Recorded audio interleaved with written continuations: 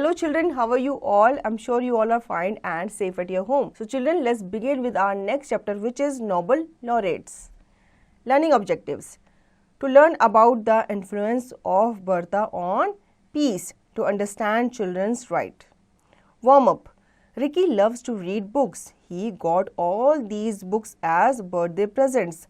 However, he is unable to find the name of the writer. Look at the pictures of the books and identify the names of the writer. Child right. What right do they need? Match the light to the stories. First, John had to go to war when he 9. Malala could not go to school because she was a girl. Sarita had to go work in brick family. Hope was stranded in the street with no food. Ruxana was discriminated against because she was a Muslim. Sanjay had jaundice but he couldn't go to the hospital.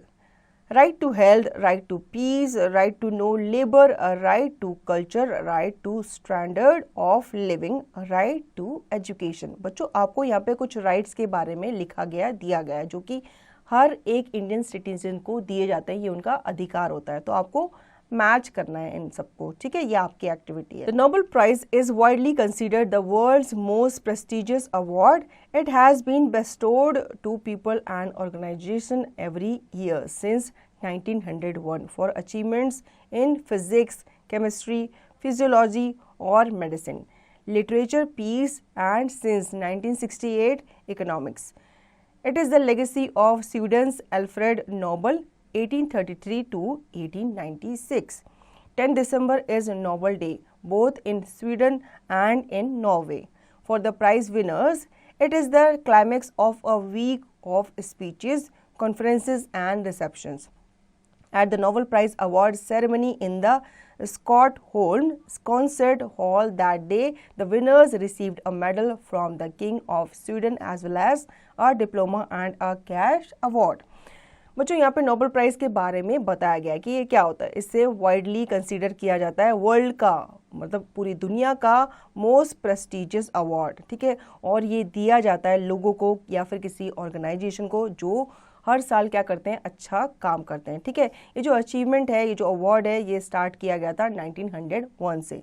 जो लोग अच्छा काम करते हैं, achievements दिखाते हैं physics, chemistry, sociology या फिर मेडिसिन में या आपके सोशल जितने भी काम होते हैं, तो उनमें उन्हें क्या दिया जाता है, अच्छे काम के लिए अवार्ड दिया जाता है, जो कि क्या कहलाता है, नोबेल प्राइज़ कहलाता है, ठीक है. Alfred Nobel was interested in social issues and was engaged in the peace movement. His acquaintance with Bertha von Steiner, who was later awarded in 1905 Nobel Peace Prize, influenced his own views on peace. Perhaps his peace interest was also because his inventions were used in warfare and assassination attempts. Peace was the fifth and final prize area that Nobel mentioned in his will. Alfred Nobel जो थे वो social issues में interest लिया करते थे, ठीक है. वो हमेशा जितने भी पीस मूवमेंट हुआ करते थे ना बच्चों, उसमें वो इंगेज रहा करते थे. जैसे कि मान लो कहीं पे अहिंसा की जा रही है, ठीक है, तो वो इसके खिलाफ हमेशा आवाज़ उठाया करते थे, हिंसा के खिलाफ, ठीक है. और हमेशा वो इस तरह के काम किया करते थे कि जिसमें लोगों की भलाई के बारे में वो ज़्यादा सोचा करते थे. The Nobel Peace Prize is awarded by a committee of 5 persons who are chosen by the Norwegian Storting Parliament of Norway. The committee decided that the Nobel Peace Prize for 2014 is to be awarded to Kailash Satyarthi and Malala Yousafzai for their struggle against the suppression of children and young people and for the right of all children to education. The Nobel Committee regarded it as an important point for a Hindu and a Muslim, an Indian and a Pakistani to join in a common struggle for education and against extremism. The Nobel Committee said Satyarthi 60 has maintained the tradition of Mahatma Gandhi and headed various forms of peaceful protest focusing on the grave exploitation of children for financial gain. बच्चों ये जो Nobel peace की community होती है ये क्या करती है, ये इसमें एक टीम हुआ करती है, ठीक है। टीम जो होती है ये डिसाइड करती है कि इस साल किसे किसे शामिल करना है अवार्ड लिस्ट में, ठीक है। तो यहाँ पे जो 5% थे उन्होंने चूज़ किया था किसे, कैलाश सत्यार्थी को और मलाला यूसुफजई को, ठीक है। इन्होंने क्या किया था, इन्होंने चाइल्ड लेबर के अगेंस्ट या जो उन पे क्रूरता दिखाई जाती थी उनके खिलाफ इन्होंने आवाज़ उठाई थी और ये चाहते थे कि हर बच्चे को क्या मिले, एजुकेशन मिले, क्योंकि ये हर एक बच्चे का राइट है उसे एजुकेशन मिलना, ठीक है। छोटे छोटे बच्चों को लोग क्या करते हैं, स्कूल ना भेजकर उन्हें काम पे लगा देते हैं, उनसे पैसा अर्न करवाते हैं, ठीक है। तो ये चीज़ उन्होंने गलत की थी। ये चाहते थे कि एजुकेशन जो है वो बच्चों को मिले, ठीक है। और वो इसके अगेंस्ट किसी भी हद तक जाने को तैयार थे, मतलब कि वो जो चाइल्ड क्रूअल्टी होती है, जो चाइल्ड लेबर वगैरह होता है, वो उसके अगेंस्ट किसी भी हद तक जाते थे और कभी कभी वो धरना वगैरह भी दिया करते थे, ठीक है। तो उन कमेटी ने ये कहा था कि सत्यार्थी जो है उन्होंने एक डेकोरम जो है वो मेंटेन करके रखा है, मतलब जो महात्मा गांधी का डेकोरम था या उनका जो ट्रेडिशन था वो उन्होंने मेंटेन करके रखा है। महात्मा गांधी भी सत्य और अहिंसा की राह पे चलते थे और वो भी ये चाहते थे कि समाज से छुआछूत खत्म हो, चाइल्ड लेबर खत्म हो, ठीक है। महिलाएं जो वो क्या हो, सुरक्षित फील करें। तो इसी तरह से जो सत्यार्थी थे वो भी काम किया करते थे। Children must go to school and not be financially exploited. In the poor countries of world, 60% of the present population is under 25 years of age. It is a prerequisite for peaceful global development that the rights of children and young people be respected. In conflict-ridden areas in particular, the violation of children leads to the continuation of violence for generation to generation. Showing great personal courage, Kailash Satyarthi, maintaining Gandhi's tradition, has headed various forms of protest and demonstrations, all peaceful, focusing on the grave exploitation of children for financial gain. He has also contributed to the development of important international conventions on children rights, ठीक है। जैसे मैंने बच्चों आपको बताया था, ये हमेशा बच्चों के भले के बारे में ही सोचा करते थे। ये चाहते थे बच्चे स्कूल भेजे जाएं, मतलब स्कूल में उन्हें पढ़ने के लिए भेजा जाए, हर बच्चा जो है वो एजुकेशन प्राप्त करे क्योंकि ये उसका राइट है, ना कि उन्हें फाइनेंशियली एक्सप्लॉयट किया जाए। जैसे कि आपने दुकानों वगैरह में देखा होगा, जो छोटे छोटे बच्चे होते हैं वो क्या कर रहे होते हैं, काम कर रहे होते हैं, बर्तन धो रहे होते हैं, चाय वगैरह सर्व कर रहे होते हैं। तो ये चीज़ नहीं करनी चाहिए, बच्चों से लेबरिंग नहीं करानी चाहिए, उनसे काम नहीं कराना चाहिए, जबकि उन्हें कहाँ भेजना चाहिए, स्कूल भेजना चाहिए, क्योंकि ये उनकी एज है स्कूल जाने की, एजुकेशन प्राप्त करने के लिए। पुअर कंट्रीज़ में क्या होता है, बच्चों को स्कूल ना भेजकर उन्हें काम पे भेज दिया जाता है, ठीक है। जबकि ये कहा गया है कि 18 साल से नीचे कोई भी बच्चा काम नहीं करेगा, वो कहाँ जाएगा, स्कूल जाएगा, ठीक है। तो इस चीज़ के लिए सत्यार्थी ने आवाज़ उठाई थी, उन्होंने एक करेज दिखाया था, क्योंकि कई लोग क्या करते हैं, इस चीज़ को इग्नोर कर देते हैं, ठीक है। उन्हें लगता है चलो ठीक है, ये बच्चा काम कर रहा है, हो सकता है इसकी कोई पर्सनल मजबूरी हो या इसकी कोई फैमिली की फाइनेंशियल कोई दिक्कत हो, तो इस वजह से वो क्या कर रहा है, काम कर रहा है। लेकिन कैलाश सत्यार्थी ये चाहते थे कि भाई मैं जो गांधी जी का ट्रेडिशन है उसे मेंटेन करके रखूं आज भी। अब गांधी जी तो चले गए, लेकिन वो चाहते थे आज भी उनके सिद्धांतों को लोग क्या करें, याद करें, उन्हें जिंदा रखें, ठीक है। Despite her youth, Malala Yousafzai has already fought for several years for the right of girls to education and had shown by example that children and young people too can contribute to improving their own situations. This she has done under the most dangerous circumstances. Though her heroic struggle, she has become a leading spokesperson for girls' right to education. ठीक है, सत्यार्थी की ही तरह ही मलाला यूसुफजई जो थी वो भी बच्चों के ही फेवर में, उनके वेलफेयर में ही काम किया करती थी, ठीक है। और उनका जो ये स्ट्रगल था ये इजी नहीं था, मतलब उसका जो स्ट्रगल था वो काफ़ी दिक्कत वाला था, काफ़ी मुश्किलों से भरा था, क्योंकि लोग उनके काफ़ी अगेंस्ट थे, लोग नहीं चाहते थे उनको ये काम करने देना। तो उन्होंने फिर भी अपनी आवाज़ उठाई और वो चाहती थी कि हर बच्चे का, इवन गर्ल्स का भी राइट है एजुकेशन को प्राप्त करना। Satyarthi and Indian child rights activities was born in Vidisha, about 50 km from Bhopal. He studied engineering at the Government Engineering College, Vidisha. At the young age of 26, he gave up a promising career as an electrical engineer and dedicated his life to helping millions of children in India who are forced into slavery. He started Bachpan Bachao Andolan or Save the Childhood movement. Today, the non-profit organization Bachpan Bachao Andolan he founded is leading the movement to eliminate child trafficking and child labor in India. The organization has been working towards rescuing trafficked children for over 30 years. It receives information from a large network of volunteers.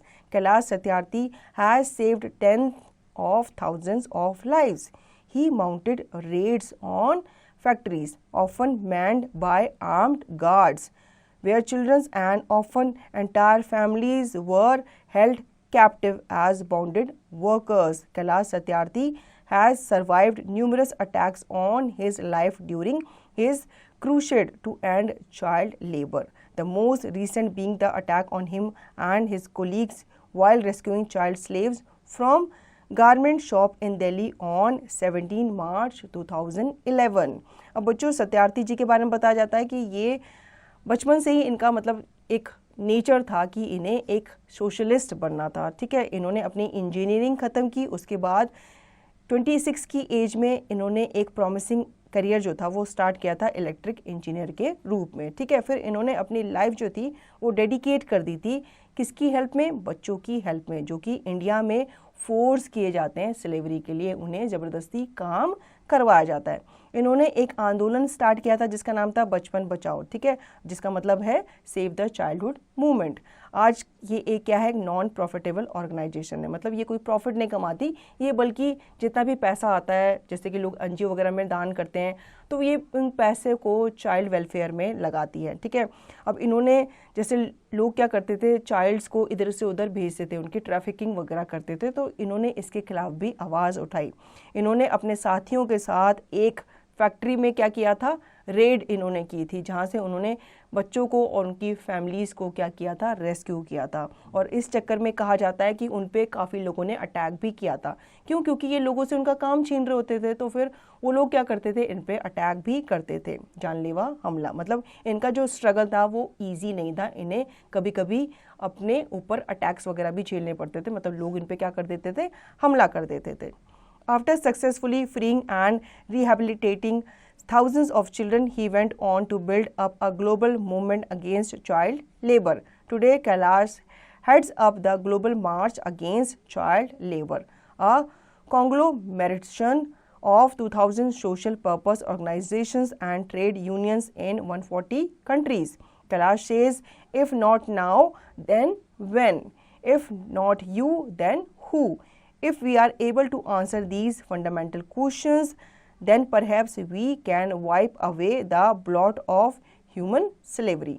He has established that child labor is responsible for the perpetuations of poverty, unemployment, illiteracy, population explosion and many other social evils. तो बच्चों ये जो इनका आंदोलन था ये काफ़ी successful भी रहा। इन्होंने काफ़ी बच्चों को उनकी स्लेवरी से बाहर भी निकाला, काफ़ी फैमिलीज़ को इन्होंने फ्री किया। ठीक है, और इनकी जो ऑर्गेनाइजेशन है अब वो एक से ज़्यादा काफ़ी कंट्रीज़ में क्या हो गई थी, स्प्रेड हो गई थी, मतलब लोग अब जागरूक हो चुके थे। ठीक है, और काफ़ी लोग इनसे जुड़े भी।